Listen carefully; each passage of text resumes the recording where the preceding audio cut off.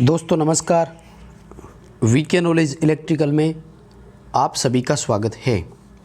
दोस्तों paid online test start कर रखे हैं और उसका आज टेस्ट ऑनलाइन हुआ है जो टेस्ट नंबर 20 है। यानी ये अब तक टॉपिक वाइज 20 टेस्ट हो चुके हैं और आज का जो टॉपिक था वो डोमेस्टिक अप्लाइंसेज और सोल्डरिंग से संबंधित था। यानी घरेलू उपकरण और सोल्डरिंग पर आधारित 50 क्वेश्चन इस टॉपिक में हमने दिए थे। यदि आप इस तरह के टेस्ट नहीं दे पाते हैं तो आप इस वीडियो को ज़रूर देखें। दोस्तों इसमें इस टॉपिक से संबंधित 50 प्रश्न है और प्रत्येक प्रश्न को हम विस्तार से एक्सप्लेन भी करते हैं, कारण सहित आपको उत्तर बताते हैं। प्रश्न 50 की जगह 100 कंप्लीट एक तरह से हो जाते हैं। दोस्तों वीडियो को लास्ट तक ज़रूर देखें। उम्मीद है आपको प्रश्न अच्छे लगेंगे। यदि क्वेश्चन अच्छे लगे तो वीडियो को लाइक ज़रूर कर देना। आप यदि चैनल पर हो तो आप चैनल को सब्सक्राइब ज़रूर करें। दोस्तों एक और बता देता हूँ आपको, ये 17 जुलाई का टेस्ट है। कल दिनांक 18 जुलाई को इसी तरह का ऑनलाइन टेस्ट इलेक्ट्रीशियन थ्योरी का होगा, जिसका आप सबको लिंक मिलेगा। यूट्यूब की कम्युनिटी टैब में वो लिंक डाला जाएगा, वहाँ क्लिक करें और आप आगे की प्रोसेस फॉलो करके टेस्ट ज़रूर अटेंड करें।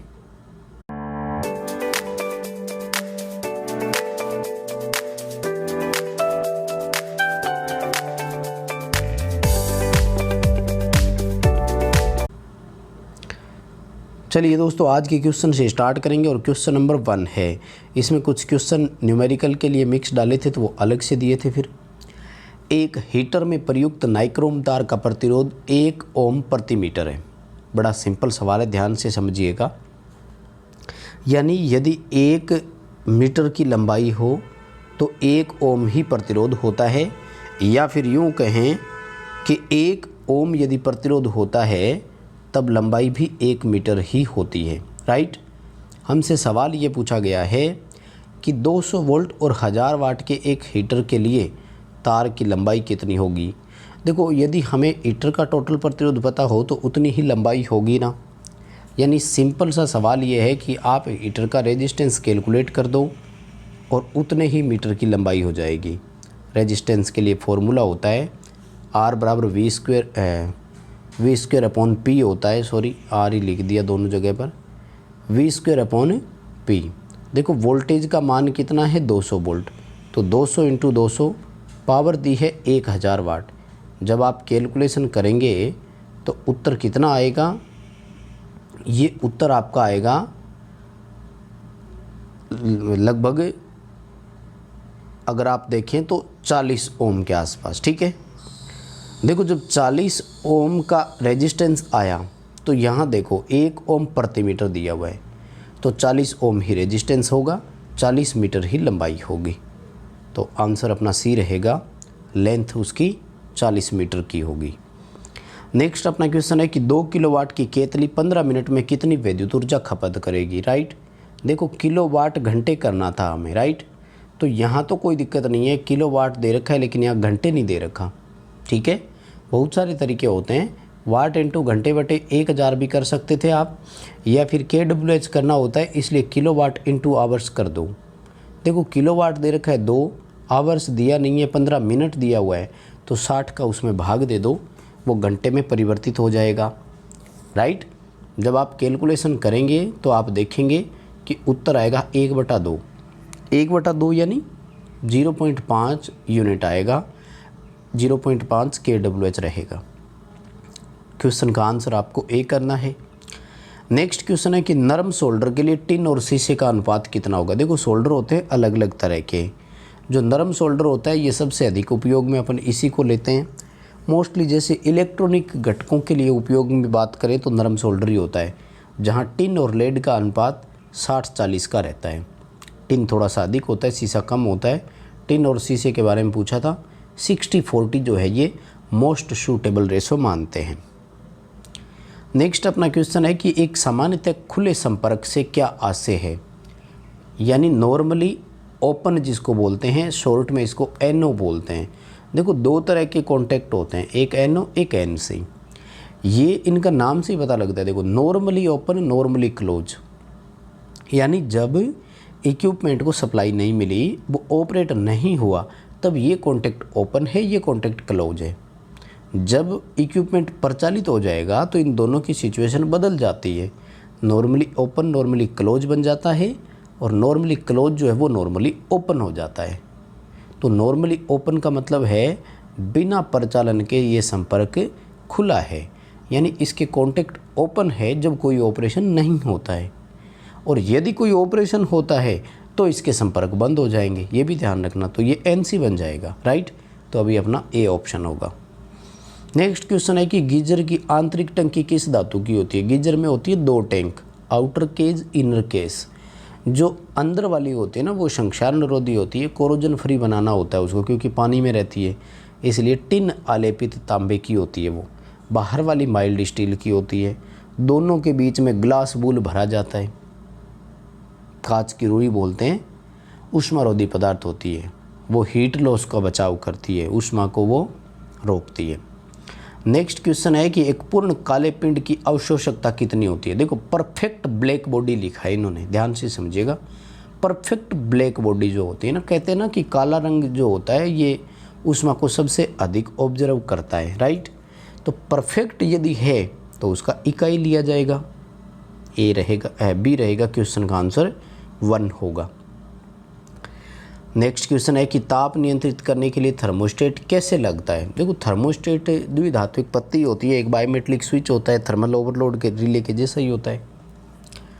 तो ये ऑटोमेटिक टेम्परेचर कंट्रोल वाले जितने भी इक्विपमेंट होते हैं ना, जैसे electrical, iron, water heater, geyser वगैरह वगैरह जितने भी है, इन सब में थर्मोस्टेट जो है वो हीटिंग एलिमेंट के सीरीज में लगता है हमेशा, क्योंकि ये NO होगा तो हीटिंग एलिमेंट की सप्लाई को ही तो ऑफ़ करना है, तो हीटिंग एलिमेंट की सप्लाई अपने आप कट जाएगी और उसमें उत्पन्न होना बंद हो जाएगा।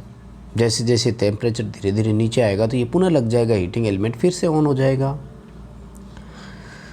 नेक्स्ट क्वेश्चन है कि एक रेफ्रिजरेटर में सबसे कम तापमान किस भाग पर होता है। एवापोरेटर बोलते हैं जहाँ वाष्पीकृत किया जाता है उसको, राइट। क्वेश्चन का आंसर C रहेगा, जहाँ वाष्पीकरण होता है, कंडेंसेट जहाँ पर अपन बनाते हैं, एवापोरेटर बोलते हैं उस भाग को, वहाँ सबसे अधिक शीतलन या सबसे अधिक ठंडक होती है। नेक्स्ट क्वेश्चन है कि एक आइसोलेटर द्वारा किसी परिपथ को कब प्रचालित किया जाता है। दोस्तों याद रखें, आइसोलेटर हमेशा नो लोड पर चलता है, ठीक है ना। इसकी कभी भी रेटिंग जो है वो करंट के अकॉर्डिंग होती ही नहीं है, धारा इसके लिए कोई आवश्यकता नहीं है रेटिंग की, ठीक है। तो ये तब प्रचालित होता है जब परिपथ पर कोई भार नहीं हो, परिपथ में कोई धारा नहीं हो। नेक्स्ट क्वेश्चन है कि स्वचालित विद्युत इस्त्री में ताप नियंत्रित करने वाली युक्ति। ऑटोमेटिक जो भी टेम्परेचर कंट्रोल होते हैं उन सब में थर्मोस्टेट ही होता है, अभी बात हम कर चुके हैं ना। चाहे वाटर हीटर हो, चाहे इलेक्ट्रिकल आयरन हो, चाहे गीजर हो, इन सब में टेम्परेचर कंट्रोल करने के लिए क्या है कि थर्मोस्टेट ही लगा रहता है। नेक्स्ट क्वेश्चन है कि एक रूम हीटर में उत्पन्न ऊष्मा 16 गुना हो गई, तो ये निश्चित ही इसकी धारा के मान में कितनी वृद्धि हुई होगी। देखो उत्पन्न ऊष्मा धारा के वर्ग के समानुपाती है, ठीक है। जब 16 गुना ऊष्मा में वृद्धि हुई है तो धारा में कितनी वृद्धि हुई होगी, 4 गुना। यानी किसी ऊष्मीय उपकरण की धारा यदि 4 गुना हो जाती है तो उसके द्वारा उत्पन्न ऊष्मा 16 गुना होती है, वर्ग के समानुपाती बढ़ेगी ना।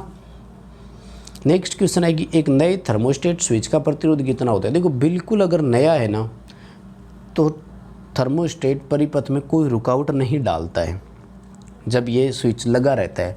हालांकि जब ओपन होकर कट जाता है तब तो अनंत प्रतिरोधी देता है ना एक तरह से, क्योंकि तब तो सर्किट को ओपन ही कर दिया। लेकिन नया थर्मोस्टेट स्विच है, नए थर्मोस्टेट का मतलब है सर्किट में लगा भी पहली बार है, ठीक है ना। वैसे भी नया है और सर्किट में भी, तो जब ठंडा होता है तो सर्किट में लगा रहता है, यानी एक तरह से बंद स्विच की तरह होता है, इसलिए कोई प्रतिरोध नहीं देता, 0 आएगा। द्विधात्विक पत्ती है, हाँ जब गर्म होकर हट जाता है तो अनंत प्रतिरोध की तरह काम करता है।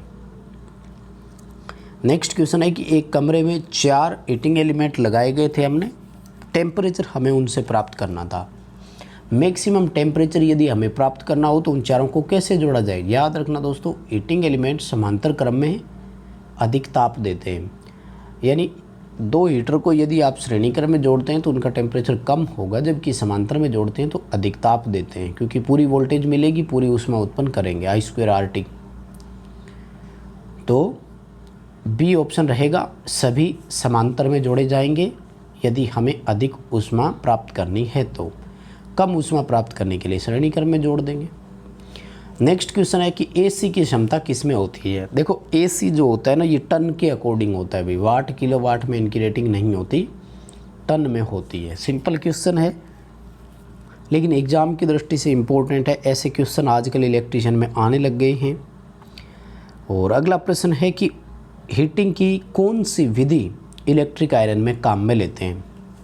देखो heater, electric iron, water heater, geyser, immersion rod, soldering, इन सब में जो होती है ना, ये डायरेक्ट रेजिस्टेंस वाली विधि होती है।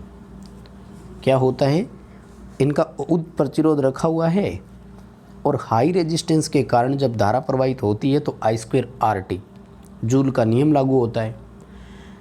जूल ने क्या कहा था कि जब किसी प्रतिरोधी तार में से धारा प्रवाहित होती है तो वह गर्म होकर ऊष्मा उत्पन्न करती है।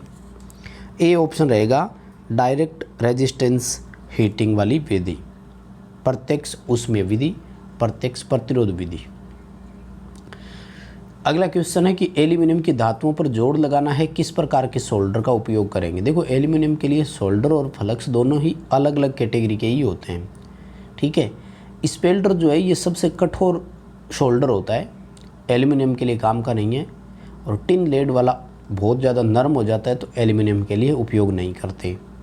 एल्यूमिनियम के लिए जिस सोल्डर का उपयोग करते हैं उसकी कैटेगरी है और उसका एक विशेष नाम है L⁻P, विशेष नाम, विशेष कैटेगरी है। तो ये L⁻P जो है ये एल्यूमिनियम को जोड़ने के लिए काम में लेते हैं। सोना, चांदी, तांबा, पीतल, इन सब के लिए अगर हो तो स्पेल्टर लेते हैं। कठोर सोल्डर का ये प्रकार है। इससे नीचे अगर और चाहिए, कठोर सोल्डर में तापमान थोड़ा सा कम रखना हम चाहें तो सिल्वर सोल्डर होता है, फिर चांदी वाला जो है ना। स्पेल्टर सबसे अधिक गलनांक वाला होता है, मतलब इसका मेल्टिंग पॉइंट सबसे हाईएस्ट होता है, टेम्परेचर बहुत ज़्यादा होता है इसका। जबकि टिन लेड वाला है सबसे नरम सोल्डर होता है, न्यूनतम टेम्परेचर इसी का होता है। अगला अपना क्वेश्चन है कि जब एक रेफ्रिजरेटर का दरवाज़ा खुला रखा जाता है तो कमरे के तापमान पर क्या प्रभाव पड़ेगा। अच्छा, हम लोग सोचते होंगे कि जब फ्रिज को खुला छोड़ देंगे तो उसमें से ठंडक है वो बाहर आती रहेगी, ठीक है, रूम ठंडा हो जाएगा, है ना। जबकि इसके जस्ट अपोजिट होगा, ध्यान रखिएगा, रूम का टेम्परेचर बढ़ जाएगा। जब भी एक फ्रिज के दरवाजे को खुला रख दिया जाएगा तो हमारे उस रूम का टेम्परेचर बढ़ जाएगा जिस रूम में फ्रिज रखा हुआ है। ए ऑप्शन रहेगा इसका। नेक्स्ट क्वेश्चन है कि वॉशिंग मशीन का कौन सा भाग वास्तव में कपड़े धोने के लिए काम करता है। जो वो हिस्सा काम में लेता है जो वास्तव में उस कपड़ों को घुमाता है। मेन धोने का काम तो वही होता है ना, हाथ से कपड़े धोते हैं तो आपने देखा होगा। बॉडी का कौन सा पार्ट हाथ ही तो कर रहा है, जिससे हम कपड़ों को उठा रहे हैं, हिला रहे हैं और उस पर सर्फ साबुन लगा रहे हैं, मान लीजिए, राइट। तो एजिटेटर बोलते हैं उसको, जो पार्ट घुमाने वाला होता है ना। अब एजिटेटर जिसने भी फील्ड में काम किया हो ना वो तो सब समझ जाते हैं। ये एजिटेटर होते हैं घुमाने के लिए। जैसे पानी वाला सिस्टम आपने कहीं पर अगर देखा हो ना तो उनमें भी होता है कि पानी में वो कोई भी पदार्थ जमे नहीं तो एजिटेटर लगाते हैं और वो उस पानी को गोल गोल घुमाते रहते हैं अंदर ही। डी ऑप्शन रहेगा, एजिटेटर बोलते हैं उसको, घुमाने वाला भाग जो होता है ना। नेक्स्ट क्वेश्चन है कि ब्रेजिंग प्रक्रिया में फ्लक्स को कैसे उपयोग में लिया जाता है। देखो ब्रेजिंग जो है ये जॉइंट लगाने की सबसे उपयुक्त विधि होती है। सोल्डरिंग, वेल्डिंग और ब्रेजिंग, ये तीनों जॉइंट लगाने की ही प्रक्रिया है। तो ब्रेजिंग में जो अपने फ्लक्स काम में लेते हैं वो एज ए पाउडर हो सकता है, वो एज ए लिक्विड हो सकता है, वो एज ए पेस्ट हो सकता है। ऑल अबोव आएगा, उपरोक्त सभी होते हैं। अगला अपना क्वेश्चन है कि निम्न में से कौन सा उपकरण धारा के ऊष्मीय सिद्धांत पर आधारित है। ठीक है, हीटिंग इफेक्ट पर काम करता हूँ। देखो वॉशिंग मशीन, टेबल फैन और फूड मिक्सर, इन सब में मोटर है। मोटर धारा के चुंबकीय सिद्धांत पर आधारित होती है, हमेशा ध्यान रखें। टोस्टर बच गया एक, बस, तो यही करेगा धारा के ऊष्मीय सिद्धांत पर कार्य। हीटिंग इफेक्ट पर कौन कर रहा है, टोस्टर कर रहा है, फ्यूज करेगा, थर्मोस्टेट करेगा, soldering iron, heater, water heater, geyser, ये सब धारा के उसमें सिद्धांत पर होते हैं। लेकिन जिनमें मोटर आ गई ना, वो तो वैद्युत चुंबकीय सिद्धांत ही होता है, चुंबकीय सिद्धांत ही उसका कहेंगे। अभी अपने क्वेश्चन का आंसर डी रहेगा। नेक्स्ट क्वेश्चन है कि सोल्डरिंग जॉइंट लगाने की एक विधि है, इसके भार की प्रकृति कैसी मानी जाएगी। देखो उसमें भार जितने भी होते हैं ना, हीटर, सोल्डरिंग आयरन और इलेक्ट्रिक आयरन, गीजर, ये जितने भी होते हैं, इन सब का भार की प्रकृति हमेशा रेजिस्टिव होती है, ध्यान रखिए, प्रतिरोधी होती है। पूर्ण प्रतिरोधी मानते हुए इनका पावर फैक्टर भी नियर बाय यूनिटी मानते हैं, लगभग इकाई के आसपास होते हैं। क्योंकि थोड़ा सा इसलिए मानते हैं कि जैसे हीटर में एलिमेंट था तो उसको हमने स्पाइरल की आकृति दे दी ना, कहते हैं कि जब स्पाइरल की आकृति दे देते हैं तो कहीं ना कहीं इंडक्टेंस आ ही जाता है। लेकिन जितना एल्यूमिनियम या कॉपर इंडक्टेंस देते हैं उतना नाइक्रोम नहीं दे पाता। फिर भी रेजिस्टिव लोड की कैटेगरी में इनको रखा जाता है हमेशा। क्वेश्चन का आंसर अपना ए रहेगा। नेक्स्ट क्वेश्चन है कि एक वाटर हीटर के लिए इंसुलेशन प्रतिरोध का मान कितना होना चाहिए। देखो उसमें उपकरणों के बारे में ऐसे कहा जाता है कि इनका इंसुलेशन प्रतिरोध 0.5 मेगा ओम से अधिक हो तो ठीक है, ये काम चला सकते हैं, कोई प्रॉब्लम नहीं होगी। जबकि वाइंडिंग, मोटर की बॉडी, घरेलू वायरिंग, इस तरह के मामले में 1 मेगा ओम से अधिक होना चाहिए। सपोज दैट अगर हमने मेगर से एक वैल्यू ली, इंसुलेशन प्रतिरोध का मान 0.8 मेगा ओम आता है। यदि ये एक वाटर हीटर के मामले में आता है तो उसको सप्लाई ऑन करने की परमिशन दे दी जाएगी। जबकि ये एक 3 फेज़ इंडक्शन मोटर के मामले में है तो उसको सप्लाई ऑन करने की परमिशन नहीं दी जाती है। ऐसा माना जाता है कि वाइंडिंग में नमी प्रवेश कर गई, उसकी नमी को सुखाया जाएगा। नेक्स्ट अपना क्वेश्चन है कि निम्न में से कौन सा प्रशीतक घरेलू प्रशीतन में व्यापक रूप में उपयोग किया जाता है। रेफ्रिजरेंट जो वर्तमान में सबसे अधिक काम में लेते हैं, बताते हैं कि घरेलू फ्रिज में सबसे अधिक अमोनिया उपयोग में लिया जा रहा है। यानी वर्तमान में जो रेफ्रिजरेटर में कूलिंग के लिए सबसे ज़्यादा सिस्टम को यूज कर रहे हैं ना एज रेफ्रिजरेटर, वो अमोनिया ही है। क्वेश्चन का आंसर बी रहेगा। नेक्स्ट क्वेश्चन है कि गीजर की आंतरिक और बाहरी टंकी के बीच ऊष्मारोधी पदार्थ उपयोग में लिया जाता है, जिसका नाम क्या है। तो हम ऊपर बात कर चुके हैं इसके बारे में। इसका नाम है ग्लास वूल, हिंदी में इसको कांच की रुई कहा जाता है। क्यों लगाया जाता है? इसलिए लगाया जाता है कि अंदर का जो पानी है उसकी ऊष्मा को बनाए रखें, वो पानी बाहर के वातावरण की वजह से ठंडा ना हो जाए। यानी बोलते हैं कि पानी की ऊष्मीय हानि को रोक के रखना इसका काम होता है, ऊष्मा हानि होने नहीं देता है।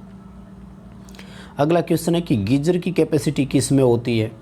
Water heater, geyser, electric iron, soldering iron, ये टोटल वाट के अकॉर्डिंग होते हैं। तो गीजर किलोवाट में होता है, एसी जैसे मैंने बात किया था तो वो टन में होते हैं। नेक्स्ट क्वेश्चन है कि सोल्डरिंग आयरन की बिट किस धातु की होती है। तो दोस्तों ये तो सबसे अच्छा और आसान क्वेश्चन है, कॉपर की होती है। कंपटीशन एग्ज़ाम की दृष्टि से क्वेश्चन अच्छा है, ये क्वेश्चन पेपर में मिल सकता है आपको कहीं ना कहीं देखने को। देखो नेक्स्ट क्वेश्चन है कि 40 डिग्री सेंटीग्रेड तापमान के तुल्य फ़ारेनहाइट का मान कितना होगा। दोस्तों तापमान के पैमाने होते हैं 4, कौन कौन से? Degree centigrade, degree Fahrenheit, degree Reaumur और केल्विन। ताप की ऐसा इकाई केल्विन मानते हैं, जबकि सामान्यतः हम सेंटीग्रेड को सबसे अधिक इंडिकेट करने के लिए उपयोग में लेते हैं। सवाल ये है कि सेंटीग्रेड और फ़ारेनहाइट बराबर कैसे करें। तो इसके लिए एक फॉर्मूला होता है, आपको याद रखना होगा। शॉर्ट फॉर्मूला है कि डिग्री सेंटीग्रेड बटे 5 बराबर डिग्री फ़ारेनहाइट -32/9। बस सेंटीग्रेड की जगह हमें 40 रख देना है और कैलकुलेशन करेंगे तो आंसर आ जाएगा, राइट। देखो इसको अगर यहीं कैलकुलेशन कर लें तो ये 8 आएगा अपने पास, है ना। तो 8/1 भी लिख सकते हैं इसको, तिरछा मल्टीप्लाई करेंगे f-32 बराबर क्या होगा 72, यानी f-32/72 हो गया ये 32 को जब ट्रांसफ़र करेंगे तो ये बराबर के बाद प्लस के हो जाएंगे, दोनों को जोड़ दीजिए, आंसर आएगा 104 डिग्री, यानी 40 degree centigrade equal to 104 degree Fahrenheit, 104 degree Fahrenheit के वो बराबर होगा। नेक्स्ट अपना क्वेश्चन है कि घरेलू ऊष्मीय उपकरणों की ताप की रेंज सामान्यतः कितनी होती है। घरेलू ऊष्मीय उपकरण 550 डिग्री सेंटीग्रेड से लेकर 950 डिग्री सेंटीग्रेड के बीच बीच में ऑपरेट हो जाते हैं। जितने भी है जैसे heater, soldering iron, electric iron, water heater, geyser, तो इन सब में टेम्परेचर की रेंज 550 डिग्री सेंटीग्रेड से 950 डिग्री सेंटीग्रेड होगी, सी ऑप्शन रहेगा।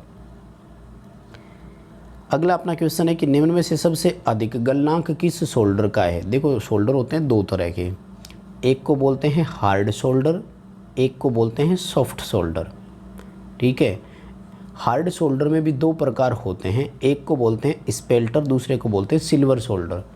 तो सबसे अधिक वाला जो है वो है स्पेल्टर, फिर सिल्वर सोल्डर और कॉपर जिंक जो आते हैं वो है, और टिन लेड जो है नरम सोल्डर की श्रेणी में आता है।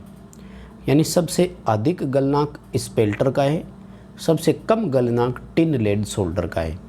इन दोनों का टेम्परेचर बीच में है। नेक्स्ट अपना क्वेश्चन है 1.5 किलोवाट और 250 वोल्ट वाले एक हीटर की सुरक्षा के लिए फ्यूज की रेटिंग कितनी होगी। देखो सॉकेट की रेटिंग अगर पूछी होती ना तब तो होता 16 एम्पियर। पावर लोड की ये श्रेणी में आएगा, 16 एम्पियर के सॉकेट और प्लग टॉप इसमें लगते, 3 पिन के होने चाहिए थे। लेकिन हमसे तो धारा के लिए फ्यूज की रेटिंग पूछेगी है। ऐसे बताते हैं कि फ्यूज नॉर्मली लोड करंट का 1.5 गुना लगाया जाता है। जब इस तरह के बार हो ना, जिनमें स्टार्टिंग करंट 5-7 गुना नहीं जाती हो, उनमें लोड करंट का 1.5 गुना फ्यूज लगाया जाता है जो नॉर्मल करंट लेते हो। तो इसकी नॉर्मल करंट कैलकुलेट कर लो, उसका 1.5 गुना कर देंगे तो I बराबर P/V होता है। पावर कितनी है 1500 वाट, वोल्टेज कितनी है 250 वोल्ट। कैलकुलेशन करेंगे आंसर कितना आएगा 6 एम्पियर। देखो धारा 6 एम्पियर आई, इसका जब हम 1.5 गुना लगभग करेंगे तो उत्तर आएगा 9 एम्पियर, यानी 10 एम्पियर का फ्यूज इसके लिए पर्याप्त होगा। क्वेश्चन का आंसर क्या रहेगा ए। देखो फ्यूज 10 एम्पियर का है, सॉकेट प्लग टॉप 15 एम्पियर के, तो बिल्कुल सही है ना। जैसे ही ओवर करंट होगा फ्यूज पहले उड़ जाएगा, तो सॉकेट और प्लग टॉप को कोई हानि नहीं होगी।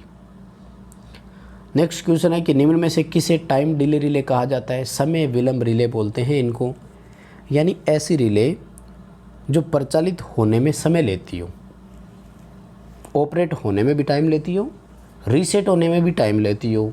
तो अब तो आप लोग समझ ही गए होंगे ना, थर्मल रिले आएगा, तापीय रिले या ऊष्मीय रिले इनको कहा जाता है। यानी थर्मोस्टेट जो है ना वो एक तरह का यही है।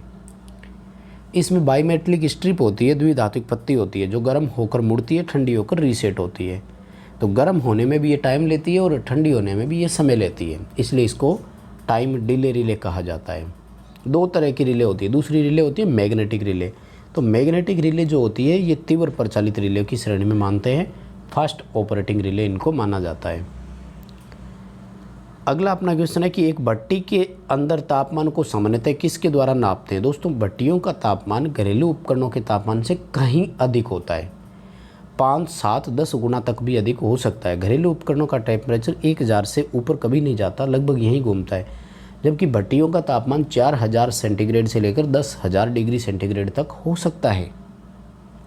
हायर टेम्परेचर के लिए ऑप्टिकल पायरोमीटर काम में लेते हैं, ध्यान रखना। थर्मोमीटर जो होता है ये सामान्य ताप के लिए होते हैं, जबकि पायरोमीटर जो होते हैं ये उच्च तापमान मापने के काम में लेते हैं। ऑप्टिकल पायरोमीटर इसका ऑप्शन रहेगा। नेक्स्ट क्वेश्चन है इलेक्ट्रिक आयरन में हीटिंग एलिमेंट किसके चारों ओर बंधा होता है। अगर आप एक इलेक्ट्रीशियन है और आपने कभी भी एक इलेक्ट्रिक आयरन को, यानी जिसको हम साधारण भाषा में प्रेस बोलते हैं, घर में इस प्रेस को आपने कभी खोला होगा, तो आप इस क्वेश्चन का आंसर तो बहुत आसानी से दे सकते थे, है ना। अब्रक की पतली कागज़ जैसी परत होती है, उसके चारों ओर होता है लपेटा हुआ। माइका सीट पर लपेटते हैं हमेशा। अब्रक की पन्नी जैसी पत्ती होती है, उसके अंदर लपेटा हुआ होता है ये। नेक्स्ट क्वेश्चन है कि निम्न में से कौन सा एक भिन्न है। देखो किस आधार पर भिन्न है ये तो बताया नहीं। तो अगर हम बात करें washing machine, soldering, water heater और थर्मोस्टेट, तो अगर बात करें तो देखो काम तो सबका अलग अलग है, ठीक है, यानी कार्य प्रणाली तो सबकी अलग अलग हो गई, इसलिए सारे डिफरेंट है। यदि बात करें कार्य सिद्धांत के आधार पर, तब अगर बात करें तो सोल्डरिंग, वाटर हीटर और थर्मोस्टेट, इन तीनों का कार्य सिद्धांत बिल्कुल सेम है। तीनों धारा के उसमें सिद्धांत पर आधारित है, रेजिस्टिव इनका लोड है। जबकि वॉशिंग मशीन जो है ना, ये धारा के चुंबकीय सिद्धांत पर आधारित है, इसमें मोटर है। तो वॉशिंग मशीन डिफरेंट हो गया। सबसे अलग कौन मानेंगे? वॉशिंग मशीन, क्योंकि इसमें मोटर है, चुंबकीय सिद्धांत पर आधारित है, पावर फैक्टर उसका लैगिंग होगा। जबकि ये उसमें सिद्धांत पर आधारित है, लगभग यूनिटी के आसपास इनका पावर फैक्टर भी होगा। नेक्स्ट क्वेश्चन है कि एक रूम हीटर का एलिमेंट किस धातु का बना होता है। रूम हीटर का तो नाइक्रोम का होता है। सामान्य डोमेस्टिक अप्लायंसेज जितने भी होते हैं उनका नाइक्रोम का ही होगा। निकिल और क्रोमियम की मिश्र धातु होती है। 80% निकिल और 20% इसमें क्रोमियम होता है। लेकिन फर्नेस जैसे या बड़े टेम्परेचर के लिए हो ना, तब एक और धातु काम में लेते हैं जिसका नाम है कैंथल। आगे क्वेश्चन आएगा और यही अगला क्वेश्चन भी दे दिया हमने कि हायर टेम्परेचर पर वर्क करने वाले अप्लायंसेज जो होते हैं, उपकरण जो होते हैं, उनका हीटिंग एलिमेंट किस धातु का होता है। तो उच्च तापमान पर जो काम करते हैं उनका कैंथाल धातु का होता है। निम्न ताप वालों पर नाइक्रोम और इनमें कैंथाल। और ये कैंथाल कोई मिश्र धातु नहीं है, ध्यान रखें। नाइक्रोम एक मिश्र धातु है निकिल और क्रोमियम की, जबकि कैंथाल कोई मिश्र धातु नहीं है, ये भी आप याद रखें। नेक्स्ट क्वेश्चन है कि इमर्सन हीटर में एलिमेंट और ट्यूब के बीच भरे जाने वाला पदार्थ कौन सा है। दोस्तों इमर्सन हीटर या इमर्सन रोड भी अपन इसको बोल सकते हैं। तो वाटर जो इसमें एलिमेंट होता है हीटिंग वाला नाइक्रोम का, वो एक ट्यूब में रखा जाता है, नैरो ट्यूब होती है। लेकिन वो ट्यूब जो है, वो हीटिंग एलिमेंट जो है, वो कभी एक दूसरे के साथ चालक संपर्क नहीं होते हैं। इनके बीच में मैग्नीशियम ऑक्साइड का चूर्ण होता है। मैग्नीशियम ऑक्साइड का चूर्ण होता है, इसलिए हीटिंग एलिमेंट जो है ये उस ट्यूब से एक तरह से सेपरेट ही रहता है। और ये याद रखें कि नैरो ट्यूब है, ट्यूब को कभी ओपन नहीं कर सकते। इसीलिए एक इमर्सन हीटर एकमात्र ऐसा है जिसकी कभी रिपेयरिंग नहीं की जा सकती है, मेंटेनेंस नहीं होती है। ख़राब हो गया तो दोबारा ही नया यूज करते हैं इसके लिए। नेक्स्ट क्वेश्चन है कि स्पेल्टर निम्न में से किसके समान है। स्पेल्टर है सबसे कठोर सोल्डर, और सबसे कठोर धातु इनमें से बात करें ना तो जस्ता सबसे कठोर मानते हैं। यानी जस्ता ही एक तरह से स्पेल्टर हो गया। हालांकि जस्ते के साथ कुछ मात्राएं और भी होती है, बट फिर भी spelter is same as zinc. Next question है कि 1.1 किलोवाट और 220 वोल्ट हीटर का गर्म प्रतिरोध कितना होगा। दोस्तों हम इस V²/P वाले फॉर्मूले से जिस प्रतिरोध मान की गणना करते हैं वो हॉट रेजिस्टेंस ही होता है, ठीक है। तो 220 वोल्ट और 1100 वाट का हीटर है। कैलकुलेशन कर दीजिए कितना उत्तर आ रहा है। ये तो इजी क्वेश्चन था और आई थिंक सबका सही भी हुआ ही होगा। 44 ओम आ रहा है, ठीक है। गर्म प्रतिरोध फॉर्मूले से जो गणना होती है वो हॉट रेजिस्टेंस ही होता है। अगला क्वेश्चन है कि एक रूम हीटर में ऊष्मा स्थानांतरण की किस विधि का उपयोग करते हैं। देखो हीट ट्रांसफ़र की 3 विधियां होती है, चालन, सेवन और विकिरण। चालन होती है जिनमें ऊष्मा केवल स्थानांतरित होती है, माध्यम के कण अपना स्थान नहीं छोड़ते, जैसे सोल्डरिंग आयरन, इलेक्ट्रिक आयरन और रूम हीटर। उसके बाद में सेवन होता है, तो इसमें माध्यम के कण अपना स्थान छोड़ देते हैं। वो उस एनर्जी सोर्स से ऊर्जा लेते हैं, ऊष्मा लेते हैं और निकल लेते हैं, जैसे उबलता हुआ पानी, गर्म तेल, यानी लिक्विड वाली चीज़ें जितनी भी हैं। और विकिरण जो होता है कि इसमें चुंबकीय किरणों के रूप में ऊष्मा चलती है, जैसे सूर्य की ऊष्मा हमारे तक किरणों के रूप में ही पहुंचती है। माइक्रोवेव ओवन में जैसे हो गया, लैंप की ऊष्मा जैसे हो गई, ठीक है। तो अभी रूम हीटर का तो ए ऑप्शन रहेगा आपने, बाकी आप तीनों ऑप्शन को याद रखें कौन सी विधि कहाँ काम में लेते हैं, क्योंकि ये क्वेश्चन ज़्यादा अच्छा और इम्पोर्टेंट बनता है हमारे लिए। नेक्स्ट क्वेश्चन है कि एक ऊष्मीय तंतु द्वारा उत्पन्न ऊष्मा धारा के कैसे निर्भर करती है। तो धारा का ही क्यों, तीनों को याद रखो ना। उत्पन्न ऊष्मा सामान्यतः 3 कारकों पर निर्भर करती है। और वो तीनों कारक है I²RT, धारा के वर्ग के समानुपाती, प्रतिरोध और समय के सीधे समानुपाती। अभी तो अपना सी ऑप्शन हो जाएगा ना, वर्ग के समानुपाती, proportional to square of current. अगला अपना क्वेश्चन है कि सोल्डरिंग में फ्लक्स का उद्देश्य क्या है। हम फ्लक्स लगाते हैं सोल्डरिंग करने से पहले, है ना। कई सारे रीजन आप बता सकते हो वहाँ पर। ऑक्सीकरण से बचाव करना ये सबसे बड़ा ऑप्शन है, ठीक है, और तो कोई ऑप्शन नहीं है इसमें। जॉइंट पर जो सरफेस होती है उसकी डस्ट को भी ये साफ़ करता है, कचरा धूल मिट्टी इस तरह के उसको भी ये हटा देता है। बी ऑप्शन रहेगा ऑक्सीकरण से बचाना, प्रिवेंट ऑक्साइड फॉर्मिंग। नेक्स्ट अपना क्वेश्चन है कि एक छत पंखा गति रेगुलेटर स्विच से प्रभावित नहीं होता है, किस में दोष है। यानी हम स्पीड रेगुलेटर की स्विच को चेंज कर रहे हैं और छत पंखे की स्पीड पर कोई प्रभाव पड़ नहीं रहा है, सीधी सी बात है रेगुलेटर शॉर्ट है। रेगुलेटर अगर ओपन हो जाता है तब तो चलेगा ही नहीं, और कैपेसिटर का स्पीड से कोई रिलेशन नहीं है। ये सवाल पूछ रहा है कि जिसका ऑपरेशन है यानी चल रहा है वो रेगुलेटर से प्रभावित नहीं हो रहा है, तो रेगुलेटर शॉर्ट हो चुका है उसका। डी ऑप्शन रहेगा। नेक्स्ट क्वेश्चन है कि जॉइंट लगाने की किस विधि में कोई ऊष्मा उत्पन्न नहीं होती है। सोल्डरिंग, ब्रेजिंग और वेल्डिंग में ऊष्मा उत्पन्न होती है, जबकि रिवेटिंग में कोई ऊष्मा उत्पन्न नहीं होती। रिवेटिंग क्या होती है, एक इस तरह के शॉर्ट में तो मैं बोलूँगा कि ऐसे एक लोहे के कील के जैसी होती है, और इसको हैमर से या मेल्ट से, जैसे मान लीजिए चोट लगा करके दो वस्तुओं के बीच में जॉइंट लगाया जाता है, दो धातुओं के बीच में जॉइंट लगाया जाता है। तो डी ऑप्शन रहेगा, रिवेटिंग बोलते हैं इसको। नेक्स्ट क्वेश्चन है कि गीजर में प्रयुक्त थर्मोस्टेट के ताप की सेटिंग कितनी होती है। 32 डिग्री सेंटीग्रेड से लेकर 88 डिग्री सेंटीग्रेड के बीच में इसकी सेटिंग होती है। यानी 88 डिग्री सेंटीग्रेड से ऊपर टेम्परेचर जैसे ही जाता है तो गीजर का हीटिंग एलिमेंट ऑफ हो जाता है, थर्मोस्टेट ओपन हो जाता है। टेम्परेचर घटता जा रहा है, डाउन होता जा रहा है। जैसे ही 32 डिग्री से नीचे जाएगा हीटिंग एलिमेंट फिर से परिपथ को ऑन करवा देगा।